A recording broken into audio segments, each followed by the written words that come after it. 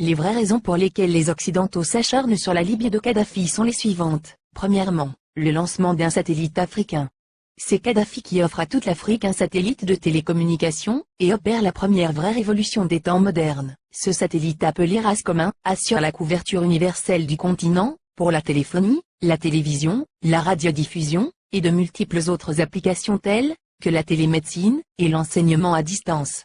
Pour la première fois, une connexion à bas coût devient disponible sur tout le continent, jusque dans les zones rurales grâce au système, par pont radio WMAX. Cette histoire démarre en 1992, lorsque 45 pays africains créent la société RASCOM pour disposer d'un satellite africain et faire chuter les coûts de communication sur le continent. Téléphoner de et vers l'Afrique était alors le tarif le plus cher au monde, parce qu'il y avait un impôt de 500 millions de dollars que l'Europe encaissait par an sur les conversations téléphoniques, même à l'intérieur du même pays africain, pour le transit des voix sur les satellites européens comme Intelsat. Un satellite africain coûtait juste 400 millions de dollars payables une seule fois, et ne plus payer les 500 millions de locations par an. Quel banquier ne financerait pas un tel projet?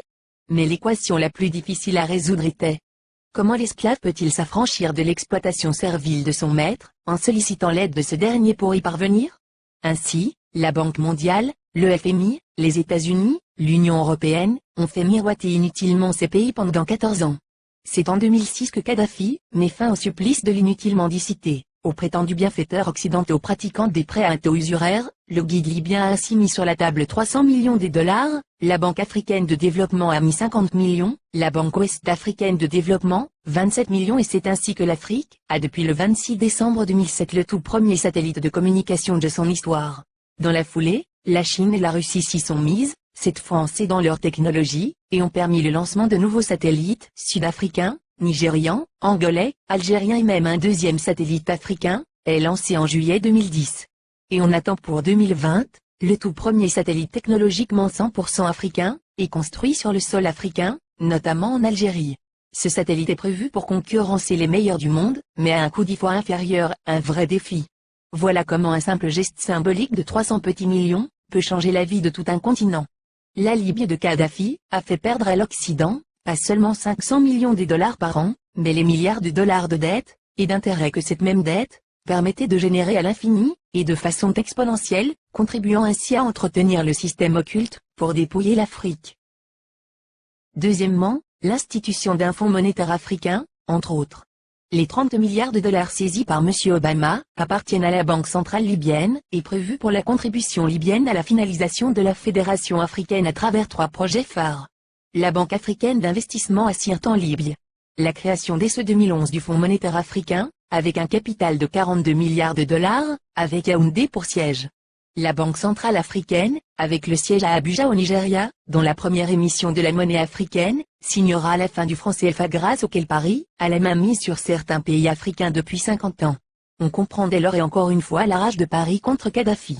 Le Fonds monétaire africain doit remplacer en tout, et pour toutes les activités, sur le sol africain du Fonds monétaire international, qui avec seulement 25 milliards de dollars de capital, a pu mettre à genoux tout un continent, avec des privatisations discutables, comme le fait d'obliger les pays africains à passer d'un monopole public vers un monopole privé.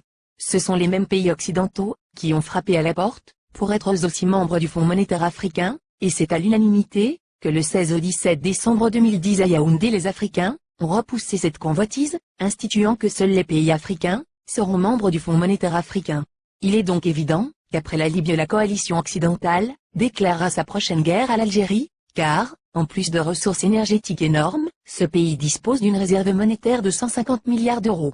Ce qui devient la convoitise de tous les pays qui bombardent la Libye, et qui ont tous quelque chose en commun, ils sont tous financièrement en quasi-faillite, les États-Unis à eux seuls ont 14 000 milliards de dollars de dettes, la France, la Grande-Bretagne et l'Italie ont chacun environ 2 000 milliards de dettes publiques alors que les 46 pays d'Afrique noire ont au total moins de 400 milliards de dollars de dettes publiques. Créer des fausses guerres en Afrique dans l'espoir de trouver de l'oxygène pour continuer leur apnée économique, qui ne fait que s'empirer, ne fera qu'enfoncer les Occidentaux dans leur déclin, qui a débuté en 1884, lors de la fameuse conférence de Berlin. Car comme l'avait prédit l'économiste américain Adam Smith, en 1865, dans son soutien à Abraham Lincoln, pour l'abolition de l'esclavage, l'économie de tout pays, qui pratique l'esclavage des Noirs, est en train d'amorcer une descente vers l'enfer, qui sera rude le jour où les autres nations vont se réveiller.